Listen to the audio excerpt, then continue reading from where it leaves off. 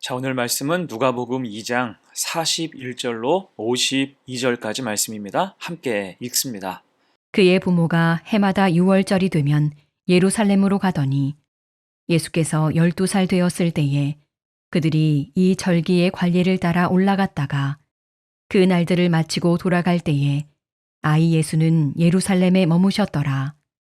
그 부모는 이를 알지 못하고 동행 중에 있는 줄로 생각하고 하룻길을 간 후 친족과 아는 자 중에서 찾되 만나지 못하매 찾으면서 예루살렘에 돌아갔더니 사흘 후에 성전에서 만난즉 그가 선생들 중에 앉으사 그들에게 듣기도 하시며 묻기도 하시니 듣는 자가 다 그 지혜와 대답을 놀랍게 여기더라. 그의 부모가 보고 놀라며 그의 어머니는 이르되 아이야 어찌하여 우리에게 이렇게 하였느냐 보라 내 아버지와 내가 근심하여 너를 찾아노라. 예수께서 이르시되 어찌하여 나를 찾으셨나이까 내가 내 아버지 집에 있어야 될 줄을 알지 못하셨나이까 하시니 그 부모가 그가 하신 말씀을 깨닫지 못하더라. 예수께서 함께 내려가사 나사렛에 이르러 순종하여 받드시더라. 그 어머니는 이 모든 말을 마음에 두니라. 예수는 지혜와 키가 자라가며 하나님과 사람에게 더욱 사랑스러워 가시더라. 하룻길과 사흘 후라는 제목으로 말씀 증거합니다. 오늘 본문은 사복음서에서 유일하게 예수님의 유년 시절 일화를 다루고 있는 말씀입니다. 곧 예수님은 어느 날 갑자기 성인으로 등장하신 게 아니라 아기로 오셨고 평범한 부모의 양육을 받으면서 30년을 보내셨습니다. 우리의 형편과 다르지 않죠. 이게 우리와 깊게 공감하신 하나님의 은혜라 할 수 있습니다. 그렇게 아기 예수는 성장해서 12살 부모를 따라 절기의 관례로 예루살렘에 오게 되셨어요. 여기서 흔히 유대인 남자는 1년에 3번 유월절과 오순절, 초막절이 되면 예루살렘에 가서 예배해야 했습니다. 남자들에게는 의무였지만 신앙이 좋은 가족들은 다 같이 함께 여행하기도 했어요. 이때 주님이 계신 갈릴리에서 예루살렘까지는 직선 거리로 약 100km 정도가 됩니다. 꽤나 먼 거리예요. 사마리아를 우회해서 온다면 그보다 훨씬 더 먼 130km, 4, 5일은 좋게 걸렸을 것으로 추정합니다. 다만 예수님은 오늘 본문처럼 절기를 지키러 꼭 예루살렘에 가야 하는 대상은 아니었습니다. 율법상 유대 남자아이는 13살부터 토라를 지키는 의무를 부여받지만 예수님은 현재 12살이죠. 그런데도 요셉과 마리아가 아직 성전에 가야 할 의무가 없는 12살의 아들을 데리고 성전에 갔다는 것은 그들의 신앙이 자발적이었고 또한 깊었음을 잘 보여주는 장면이라 할 수 있습니다. 그렇게 목수로서 요셉은 가진 것이 넉넉하진 않았지만 온 가족을 데리고 성전에 가는 번거로움을 마다하지 않았고 하나님을 예배하는 일에 소홀하지 않았음을 알 수가 있습니다. 자, 여러분, 이 대목은 우리에게 시사하는 바가 크지요. 신앙의 의무가 주어져 있다고 하더라도 먹고 사는 문제와 하나님을 섬기는 일이 상충할 때 하나님을 섬기고 예배하는 일을 우선으로 두는 결정을 내리기가 쉽지 않습니다. 그러나 이런 문제 앞에서 우리는 오늘 요셉과 마리아가 12살의 예수님을 데리고 생업을 중단한 채 예루살렘으로 향했던 것처럼 하나님 중심의 선택을 할 수 있어야 할 것입니다.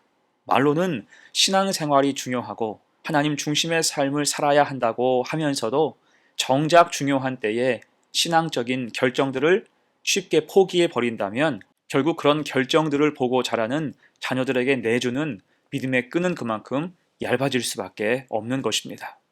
자, 본문으로 돌아가서 이제 문제는 돌아오는 길에 생기게 되지요. 요셉과 마리아가 예수님을 잃어버렸어요. 정확히는 하룻길을 가는 동안 잊고 있었습니다. 43절, 44절이에요. 그 날들을 마치고 돌아갈 때에 아이 예수는 예루살렘에 머무셨더라. 그 부모는 이를 알지 못하고 동행 중에 있는 줄로 생각하고 하룻길을 간 후 친족과 아는 자 중에서 찾되 눈에 보이지 않아도 그냥 친족과 아는 자 중에 있어서 잘 따라오겠거니 했는데 가다 보니 정말 아무 데도 없는 것입니다. 이때 얼마나 마음이 다급했을까요? 결국 부모는 왔던 길을 다시 되짚어서 올라가게 됩니다. 이때 이 말씀이 의미가 있죠. 45절, 46절입니다. 만나지 못함에 찾으면서 예루살렘에 돌아갔더니 사흘 후에 성전에서 만난즉. 분명히 하룻길 동안을 잊었는데 찾는 데에는 사흘이 걸렸어요. 왜일까요? 그것은 어디에서 잃어버렸는지 알지 못했기 때문이에요. 여러분, 우리의 신앙도 그럴 때가 있습니다. 세상을 따라 별한간 예수님을 잊고 신앙을 잃어버릴 때가 있어요. 그 순간은 별스럽지 않게 느껴질 수도 있습니다. 기껏해야 하룻길, 마음 먹으면 금방 그 길을 찾을 수 있는 것으로 자신하기 쉽죠. 하지만 그렇게 된다면야 다행이겠지만 그렇지 않을 수 있습니다. 오늘 요셉과 마리아도 다시 예수님을 만나기까지 사흘을 헤맸듯이 식어진 믿음이 다시 원 상태로 돌아오기까지도 많은 시간이 걸릴 수 있는 거예요. 왜요? 그것 역시 어디에서 잃어버렸는지 모르기 때문입니다. 그래서 여러분, 우리가 어떻게 믿음을 지키고 살 수 있을까?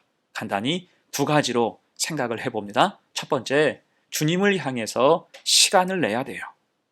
너무 바빠서 기도합니다라는 책이 있죠. 제목이 모든 것을 말해주는 책입니다. 이때 바쁘다는 것은 우리가 하는 가장 쉬운 핑계입니다. 하지만 사실 바빠도 할 것은 다 하는 게 우리 현실이죠. 곧 바쁜 것이 문제가 아니라 마음의 문제이고 우선순위의 문제입니다. 진짜 중요한 문제라면 아무리 바빠도 기꺼이 시간을 내고 짬을 내는 것이 우리의 형편이에요. 우리 신앙도 그렇습니다. 시간을 내야 해요. 그렇게 주님을 향해서 믿음을 위해서 시간을 내는 사람은 결코 주님을 잃어버리지 않게 됩니다. 사실 우리가 신앙을 건강하게 유지하는 최소한의 경건의 시간은 그리 길지 않습니다. 오래 걸리지 않아요. 우리가 큐티하는 것, 찬양을 듣는 것, 기도하는 것, 많은 시간을 요구하는 게 결코 아닙니다. 물론 마음 먹고 긴 시간을 하나님께 드릴 수도 있으나 하나님은 짧은 시간이라고 해서 질책하지 않으십니다. 그 시간을 온전히 내어드릴 때 하나님은 크게 기뻐하시는 거예요. 그리고 그 시간을 빼는 일은 누구나 할 수 있습니다.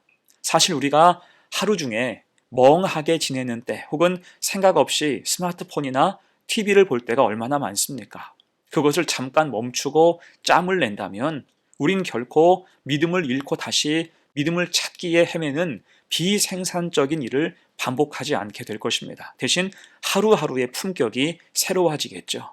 그 말씀이 또한 그 은혜의 시간이 나를 주님께로 견인하기 때문입니다. 그래서 기꺼이 주님을 향해서 시간을 낼 수 있는 성도가 되시기를 축복합니다. 두 번째예요. 믿음을 지키는 방법 두 번째, 주님은 언제나 같은 자리에 계심을 알아야 돼요.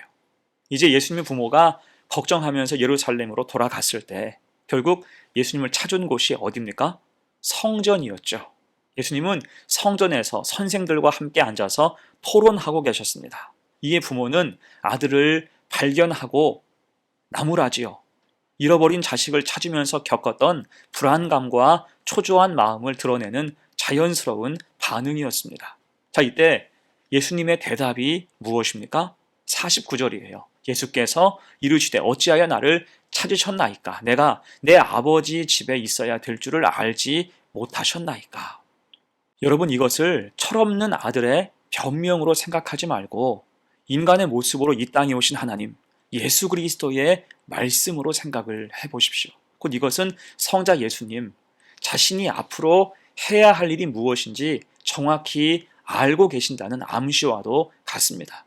주님은 그렇게 늘 아버지의 집 성전에 계시죠. 또한 늘 하나님의 말씀과 약속 중에 계신다는 뜻과 같습니다.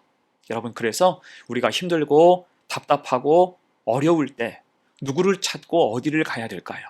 주님 앞에 서야 할 줄로 믿습니다. 마태복음에서 주신 주님의 마지막 말씀을 기억해야 돼요. 내가 세상 끝날까지 너희와 항상 함께 있으리라 하시니라. 아멘. 주님은 늘 그 자리에서 우리를 기다리시고 맞이하시며 힘주시고 능력을 주십니다. 그래서 세상으로 답답한 일을 겪으며 혼란해도 반드시 우리는 주님 앞에 서야 하는 거예요. 그 믿음으로 늘 주님 곁에서 힘내어서 살아갈 수 있는 복된 성도가 되시기를 간절히 축원합니다. 아멘. 이제 말씀을 마무리하면서 오늘 말씀은 예수님의 유일한 유년 시절의 이야기입니다. 먼저는 그 부모의 신실한 믿음이 잘 드러나지요. 좋은 신앙으로 믿음의 양육에 최선을 다했습니다. 다만 돌아오는 길에 주님을 잃어버렸어요. 하룻길을 잃어버렸습니다. 여러분, 이렇게 오늘 본문에서 주님을 잃어버린 사건은 우리 신앙에 큰 의미가 있습니다. 좋은 믿음이라도 제대로 간수하지 못한다면 잃어버릴 수 있다는 거예요. 하룻길을 잃어버릴 때 사흘 후에 찾았듯이 자칫 믿음을 잃어버리게 되면 되찾을 기약은 언제라고 말할 수 없을 정도입니다. 그래서 방심하고 방만해서 믿음을 잃지 말아야 하고, 늘 주님은 같은 자리에 계심을 깨닫고 교회 중심으로 말씀을 의지하여 살아갈 때 세상 속에서 헤매지 않는 복된 성도가 되시기를 간절히 축원합니다. 아멘. 함께 기도합니다. 은혜로우신 하나님, 오늘 말씀을 통해 지금 내 믿음을 지키는 게 얼마나 중요한지를 깨닫게 하셔서 감사합니다. 좋은 믿음도 오랜 믿음도 주님을 잃어버리면 언제 찾을지 기약이 없음을 기억하며 경건의 시간을 확보하게 하시고 주님이 계신 곳이 인생의 원점이 되게 하셔서 말씀 붙들고 살아가는 신실한 주의 백성이 되게 하옵소서. 감사드리며 예수님의 이름으로 기도하옵나이다. 아멘.